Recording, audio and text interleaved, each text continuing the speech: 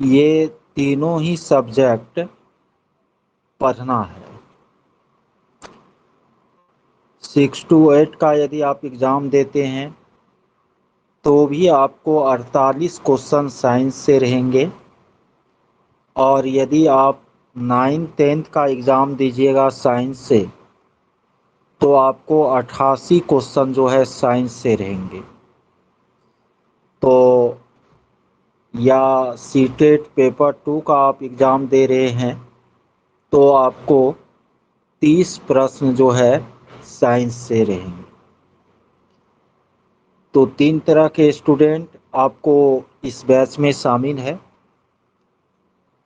मैं जो common batch आपको चला रहा हूँ उसमें भी आप लोग क्या हैं, शामिल है।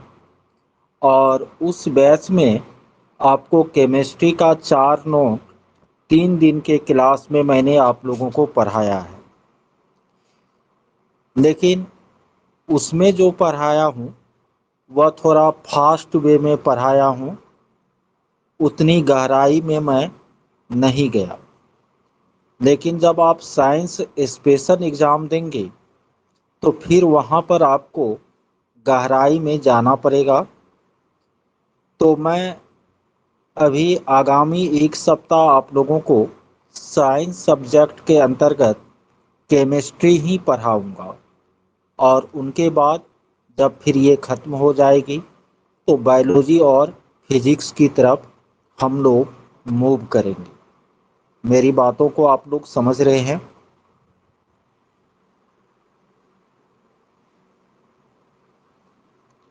आवाज़ जा रही है हमारी? ओके। देखिए, केमिस्ट्री में सबसे पहले जो बेसिक बातें हैं, ठीक है, उसको थोड़ा सा हम लोग क्या कर लेते हैं, रिव्यू कर लेते हैं। आप लोग साइंस के स्टूडेंट हैं और पता होगा आप लोगों को कि केमिस्ट्री जो है इसमें साइंस में उसकी अपनी एक क्या है, खास भाषा है। और जब तक उस भाषा से आप लोग परिचित अच्छी तरह से नहीं होंगे तो केमिस्ट्री के प्रश्नों को समझने और उसे हल करने में आपको कठिनाई का सामना करना पड़ेगा। आप लोग, मैं आशा करता हूं कि परिचित होंगे। यहाँ पर आपको जो अभी 118 तत्व ज्ञात है तो उनमें जो आपको प्रमुख तत्व हैं उनके नाम और संकेत मैंने दिया है। 30 नंबर तक यानी परमाणु संख्या 30 तक का जो तत्व है उसको मैंने यहाँ पर सीरियली लिखा है कि hydrogen H, helium He, lithium Li, बेरेनियम Be, carbon C, carbon से पहले बोरोन होता है, boron B, carbon C, nitrogen N, oxygen O, fluorine F, neon Ne, sodium Na, magnesium Mg, aluminium An, silicon Si, phosphorus P, sulphur या गंधक का S होता है, chlorine का Cl, आर्गन का Ar, पोटेशियम का K, कैल्शियम का Ca। ये सीरियली 1 नंबर से 20 नंबर तक परमाणु संख्या वाला तत्व हो गया। वेनेडियम भी, क्रोमियम Cr, मैग्नीज Mn, न लोहा आपको Fe होता है, nickel Ni, cobalt Co, copper या तांबा Cu, और जिंक या जस्ता Zn। ये 30 नंबर तक हो गया। उनके बाद ब्रोमीन 35 परमाणु संख्या वाला तत्व है, आयोडीन 53 परमाणु संख्या वाला तत्व है, सिल्वर या चांदी का परमाणु संख्या 47 होता है, स्टेनस या टीन का आपको 50 होता है, फिर आपको ऑस्मियम OS है, फिर यूरेनियम है न, यूरेनियम का आपको 92 होता है, सीसा का जो है 82 होता है, Pb। ये सब प्रमुख तत्व और उनके सिंबल हैं, संकेत हैं। आप लोगों को यह भी पता होगा कि किसी भी तत्व का जो संकेत है या तो एक अक्षर का होता है अन्यथा दो अक्षर का होता है। ठीक है। और यदि एक अक्षर का हो तब तो वह कैपिटल में ही होगा। यदि दो अक्षर का सिंबल हो तो पहला उसमें कैपिटल होगा और दूसरा उसमें क्या होगा, स्मॉल होगा। पहला कैपिटल और दूसरा स्मॉल होगा। आप लोगों को यह भी पता होगा कि कुछ तत्व हैं जिनका संकेत उनके अंग्रेजी नाम पर आधारित है, तो कुछ ऐसे भी तत्व हैं जिनका संकेत उसके लैटिन नाम पर आधारित है। जैसे कि यहाँ पर हाइड्रोजन से लेकर के नियोन तक, hydrogen, helium, lithium, beryllium, boron, carbon, nitrogen, oxygen, fluorine, neon, ये 10 तत्व जो है इनका संकेत जो इनके अंग्रेजी नाम है उसी का पहला अक्षर या पहले दो अक्षर को मिला करके बनाया गया है। लेकिन सोडियम जो है, तो सोडियम का इस तरह से एस होना चाहिए, लेकिन ऐसा नहीं होता। सोडियम का Na होता है क्योंकि सोडियम का जो लैटिन नाम है लैटिन भाषा में वह आपको नाट्रियम है, इसीलिए सोडियम का संकेत जो है वह क्या होता है, Na होता है। इसी तरह आपको पोटेशियम का संकेत P होना चाहिए, लेकिन पोटेशियम का अंग्रेजी नाम जो है केलियम है, इसीलिए इनका लैटिन नाम, इसीलिए इसका संकेत जो है K होता है। इसी तरह सिल्वर का संकेत S होना चाहिए, चूंकि उसका लैटिन नाम अर्जेंटम है, इसीलिए उसका संकेत Ag होता है। इसी तरह सोना का लैटिन नाम ओरम है, इसीलिए उनका संकेत Au होता है। लेड या सीसा का लैटिन नाम पलम्बम है, इसीलिए उनका संकेत जो है वो आपको Pb होता है। ये सब बात आप लोग जान रहे हैं ना।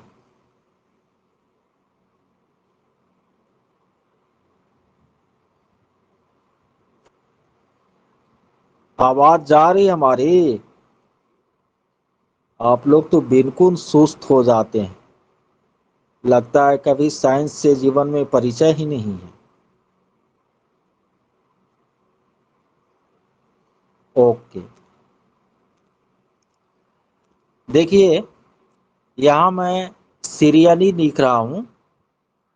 हाइड्रोजन है, हीलियम है, लिथियम है, बेरेनियम है, बोरोन है, कार्बन है, नाइट्रोजन है, ऑक्सीजन है, फ्लोरीन के बाद नियोन के बाद सोडियम के बाद मैग्नीशियम, उसके बाद एल्युमिनियम, उनके बाद सिलिकॉन, उनके बाद आपको फास्फोरस, फास्फोरस के बाद सल्फर, क्लोरीन, क्लोरीन के बाद आपको आर्गन, आर्गन के बाद पोटेशियम, पोटेशियम के बाद कैल्शियम। ये 20 गो एलिमेंट यहाँ पर लिखा हुआ है। आप बता सकते हैं कि ये 20 गो एकदम सीरियली है, परमाणु संख्या 1 से लेकर के 20 तक। तो इसमें बता सकते हैं कि धातु कौन कौन है, इसमें धातु कौन कौन है बता सकते हैं?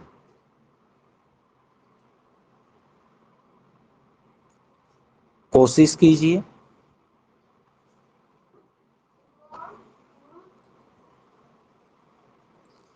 मेटल इसमें कौन कौन है, धातु कौन कौन है? एको ठो धातु नहीं है क्या?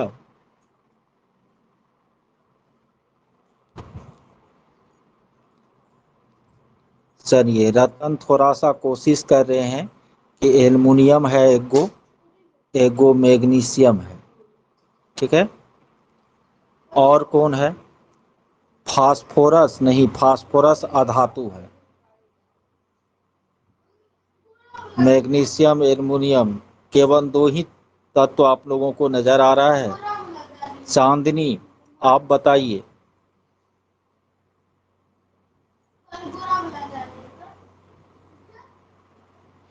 चलिए, एक पोटेशियम भी आ गया। ठीक है, मैग्नीशियम, एल्युमिनियम, पोटेशियम। और कोई धातु है इसमें?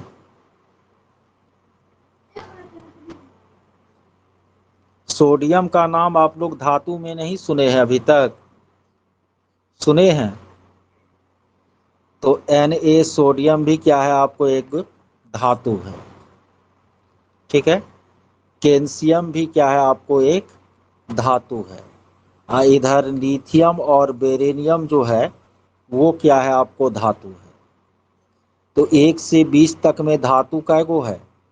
1 2 3 4 5 6 7, यानी परमाणु संख्या 3, परमाणु संख्या 4, 11, 12, 13, 19 और 20, ये धातु है, ठीक है। बोरोन और सिलिकॉन, बोरोन और सिलिकॉन इसमें उपधातु है। इनके बाद आपको जो भी बच रहा है वो आपको क्या है, अधातु है, ठीक है। इनके बाद आपको जो भी बच रहा है, hydrogen, helium, carbon, nitrogen, oxygen, fluorine, neon, ये सब क्या है, अधातु है। अच्छा, इसमें अक्रिय गैस आपको कौन कौन है? इसमें अक्रिय गैस कौन कौन है? हाँ, हेलो। हेलो। हाँ, कहिए। हाँ, एक्चुअली आपका नंबर सर मुझे सलोनी टीम से मिला सर। अच्छा अच्छा। तो सर मैंने ना सर एसके पेपर 2 क्लियर किया है सर। हाँ हाँ हाँ। मैं भी आपके साथ ना वो कॉमन पेपर के लिए आपके बैच में पढ़ना चाहती हूँ। एक्चुअली सलोनी नहीं बताया उन्होंने आपके बारे में। अच्छा, हम लोग लेते हैं आपका सब्जेक्ट क्या है? सर, जूलॉजी है मेरा सब्जेक्ट। अच्छा, ठीक है। तो कॉमन बैच का जो है आपको 1000 फी है, ठीक है। हाँ सर, वो तो मैंने देखा डिटेल्स उन्होंने बताया था मुझे। हाँ हाँ, तो वो आप पेड करके स्क्रीनशॉट भेज दीजिए, फिर हम आपको सर लिंक वो सब। क्या पेड उस पे फोन पे के थ्रू इसी नंबर पे होगा? हाँ, इसी पर होगा। ठीक है सर, और स्क्रीनशॉट भेज दूँ आपको? हाँ हाँ हाँ, और अपना नाम, जिला अच्छा भेज सर, दें। बैच कब से? हाँ सर, नाम दे दूँ। हाँ सर, कब से होगा बैच? 8 से 9 चलती है रात को। अच्छा ठीक है सर। ठीक ठीक है, अभी हम भी क्लास ठीक में है हैं। सर, प्रणाम। ठीक है सर, प्रणाम।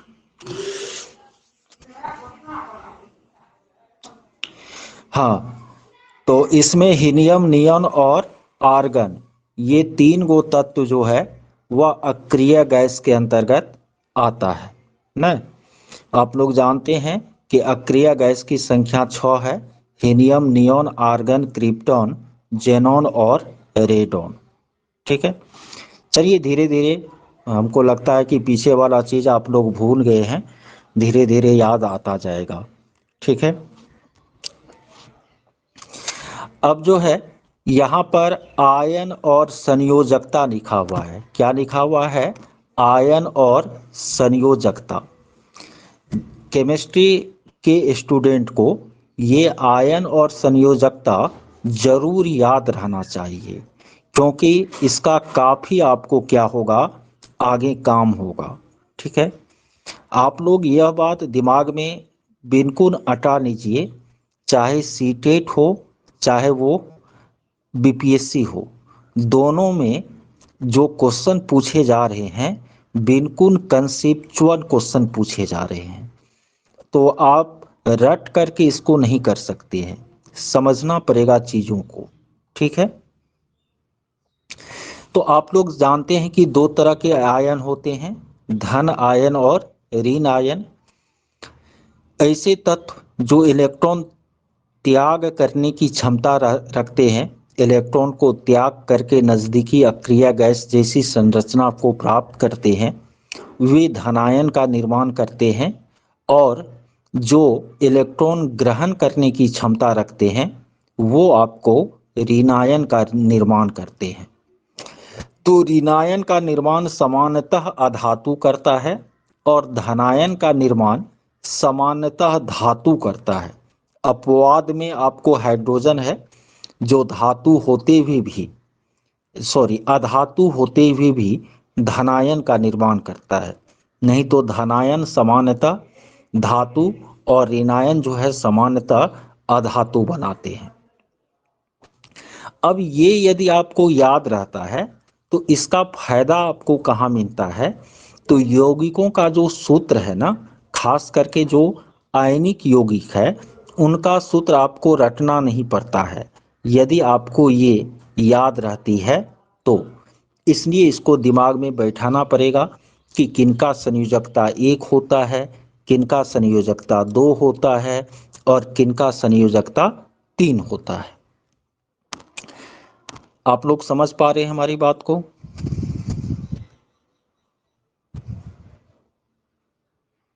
ओके। जैसे कि आपको कहीं पर सोडियम सल्फेट लिखा हो और आपको पता नहीं हो कि सोडियम सल्फेट का सूत्र क्या होता है, आपको पता नहीं हो कि सोडियम सल्फेट का सूत्र क्या होता है, तो आपको यदि वैलेंसी और उसका सिंबल याद है तो आपको पता रहेगा कि सोडियम का संकेत Na होता है और सल्फेट का जो आपको फॉर्मूला है वह SO4 होता है। और आपको यह भी पता है कि सोडियम की संयोजकता 1 होती है और सल्फेट की संयोजकता 2 होती है। तो यहाँ पर जब संयोजकता में आपको अंतर रहता है तो यह 2 आपको यहाँ आ जाता है और 1 यहाँ आ जाता है, तो इनका जो फॉर्मूला बन जाएगा वह आपको Na2SO4 बन जाएगा। ठीक है।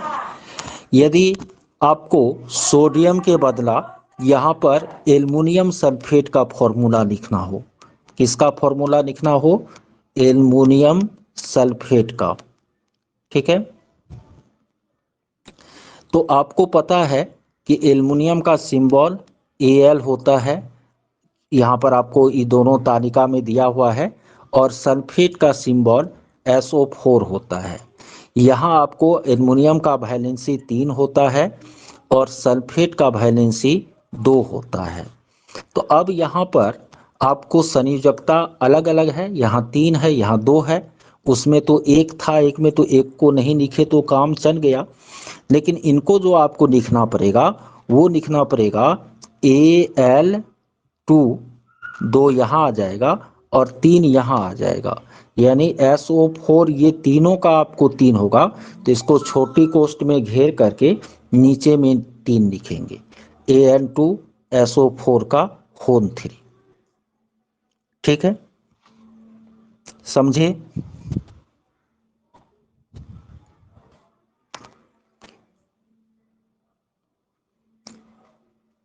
अब जैसे कि आपको मान लेते हैं कैल्शियम कार्बोनेट का आपको फॉर्मूला लिखना हो, फॉर्मूला रटने की कोई ज़रूरत नहीं है, कैल्शियम कार्बोनेट का आपको फॉर्मूला लिखना हो ना, तो आप जानते हैं कैल्शियम का सिंबल Ca होता है और कार्बोनेट का सिंबल क्या होता है, CO3 होता है। कैल्शियम का वैलेंसी भी 2 होता है, कार्बोनेट का वैलेंसी भी 2 होता है। तो इसमें आपको वैलेंसी क्या है, इक्वल है, वैलेंसी क्या है, इक्वल है, तो कोई टेंशन नहीं है, जैसे का तैसे आप लिख दीजिए CaCO3 कैल्शियम कार्बोनेट का क्या हो जाएगा, फॉर्मूला हो जाएगा ना। समझ रहे हैं ना? यस नो तो लिखिए आप लोग, और नहीं समझते हैं तो फिर से पूछ लीजिए, माइक ऑन करने का भी ऑप्शन रहता है। इसी तरह जैसे कि आपको फेरस ऑक्साइड है, कौन ऑक्साइड, फेरस ऑक्साइड, और फिर आपको फेरिक ऑक्साइड है, फेरस ऑक्साइड और फेरिक ऑक्साइड। ठीक है, आपको फेरस का सिंबल Fe होता है और ऑक्साइड का O होता है। फेरिक का भी सिंबल आप देखिएगा इस तालिका में Fe ही होता है और ऑक्साइड का O होता है। फेरस का वैलेंसी 2 और ऑक्साइड का वैलेंसी 2, फेरिक का वैलेंसी 3 और ऑक्साइड का वैलेंसी 2। तो यहाँ यदि वैलेंसी इक्वल है तो फेरस ऑक्साइड का सूत्र सीधा FeO हो जाएगा। लेकिन इसमें वैलेंसी अलग अलग है, इसमें 3 है और इसमें 2 है, तो 2 यहाँ आएगा, 3 यहाँ आ जाएगा, तो फेरिक ऑक्साइड का सूत्र क्या हो जाएगा? Fe2O3। तो इस तरह से यदि आपको वैलेंसी क्या रहते हैं, याद रहते हैं, कौन चीज? वैलेंसी आपको याद रहते हैं, तो आप क्या लिख सकते हैं? फॉर्मूला लिख सकते हैं। तो बहुत सारे फॉर्मूला को रटने से बेहतर है कि ये जो केटायन और एनायन है, धन आयन और ऋण आयन, इनको जो है आप दिमाग में बैठाने इनके वैलेंसी को, और फिर एक दूसरे से मिक्स करने, जैसे क्यूप्रस ऑक्साइड, क्यूप्रिक ऑक्साइड, और फॉर्मूला 10 ठो कॉपी में यदि आप लिखिएगा तो आप फॉर्मूला लिखना सीख जाइएगा, है कि नहीं? समझने में दिक्कत है तो फिर से हम बता देंगे, नहीं दिक्कत है तो झूठे का नहीं। बोलिए, समझ रहे हैं कि नहीं?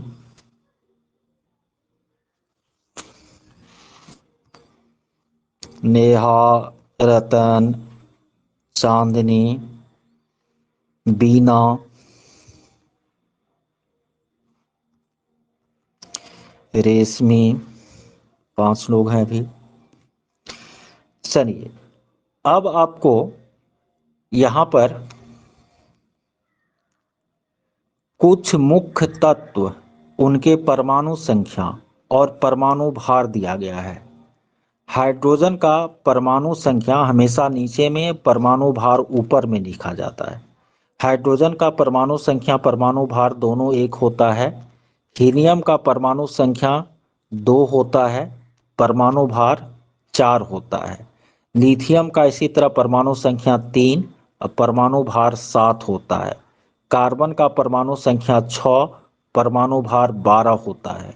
नाइट्रोजन का परमाणु संख्या 7, परमाणु भार 14 होता है। ऑक्सीजन का 8 और 16 होता है। तो जितना भी एलिमेंट है इसमें, इनके जो परमाणु संख्या है और जो परमाणु भार है, इनको भी आप लोगों को क्या करना पड़ेगा? रटना पड़ेगा, याद करना पड़ेगा। अब यहाँ पर आपको कुछ ऐसे यौगिक का नाम और फॉर्मूला लिखा गया है, 50 को यौगिक है ऐसा, जिनका नाम और फॉर्मूला आपको याद रहना चाहिए। ठीक है, केवल ये 50 यौगिक का नाम और फॉर्मूला आप याद रखते हैं और उधर धनायन ऋणायन को याद रखते हैं, तो कहीं भी आपको कोई दिक्कत होने वाली नहीं है। तो ये सब जो भी यौगिक है, जैसे जल है, इनका सूत्र H2O होता है। कार्बन डाइऑक्साइड है, सूत्र CO2 होता है। कार्बन मोनोऑक्साइड है, इनका सूत्र आपको CO होता है। ठीक है, इनके बाद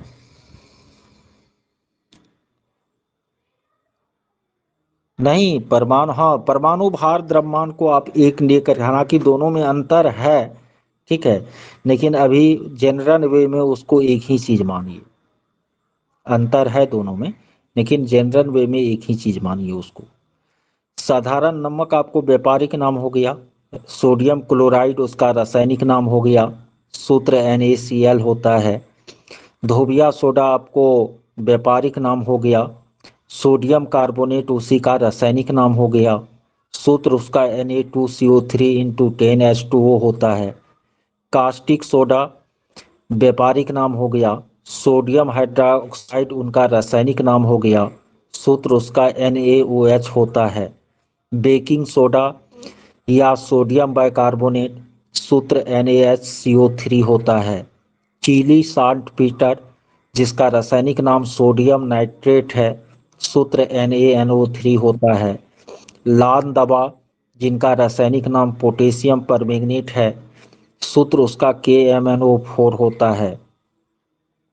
सोरा, जिनका रासायनिक नाम पोटेशियम नाइट्रेट है, सूत्र उसका KNO3 होता है। तो ये 50 जो आपको कंपाउंड है और उनके जो फॉर्मूला है, इनको आज आप लोग रटिए, धनायन ऋणायन को रटिए, सूत्र बनाइए, ठीक है।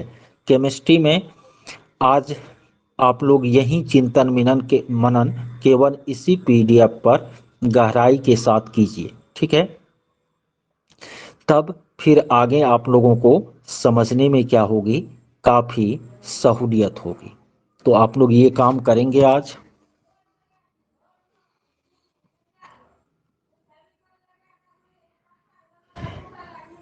रतन करेंगे, और लोग बताइए।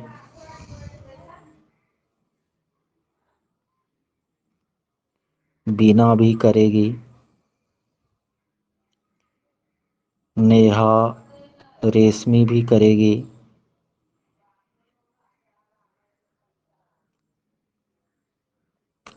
नेहा और चांदनी नहीं करेगी।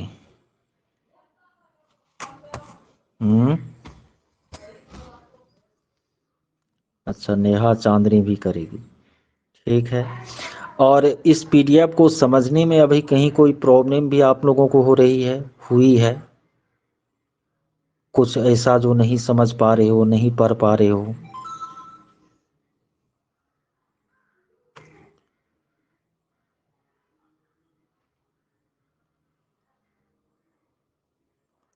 ओके, तो हम आशा करेंगे कि आप लोग इनको रिव्यू करके रखेंगे, ठीक है। क्योंकि साइंस जनरल बैच में भी हम साइंस पढ़ाए हैं, ये पीडीएफ पढ़ाए हैं, लेकिन वहाँ इतना सूत्र बनाना ये सब ना उतना फोकस नहीं किए। तो वहाँ तो लेकिन आप स्पेशल साइंस का एग्ज़ाम देंगे तो आपको तो गहराई में जाना पड़ेगा, ठीक है। समय पर्याप्त है, 2 महीना समय पर्याप्त है, तैयारी हो जाएगी, इसके लिए टेंशन नहीं लेना है, ठीक है। जितना जो समय देना पड़ेगा, खास करके दुर्गा पूजा, दीपावली, इन सब छुट्टियों में और लंबा समय देंगे, और हर हाल में आप लोगों को रिजल्ट लेना है, ठीक है। चलिए ठीक, अभी इतना पर ही छोड़ते हैं, रात में फिर मैथ पढ़ाएंगे।